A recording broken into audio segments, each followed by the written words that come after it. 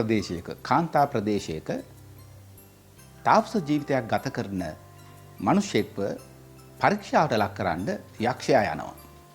යක්ෂයා යන්නේ දේව දූතයෙක්ගේ ස්වරූපය මවාගෙන. මේ ස්වරූපය අරගෙන ගිය යක්ෂයා මේ තාපස ජීවිතය ගත කරන කෙනාට කියනවා මම තමයි ගාබ්‍රියෙල් දේව දූතයා. දෙවියන් වහන්සේ මාව ඔබ වෙත එව්වා ඔබට විශේෂ පණිවිඩයක් දෙන්න කියලා. අර තාපස ජීවිතය ගත කරන කෙනා මෙහෙම උත්තර දෙනවා. දෙවියන් වහන්සේගේ දූතෙක් මාව වෙත එවන්න තරම් මම එහෙමට යමක් කරලා නැහැ. මං හිතන්නේ ඔබට වැරදිලා. ඔබ යන්න ඕන කෙනා වෙන කෙනෙක් විය හැකියි කියලා.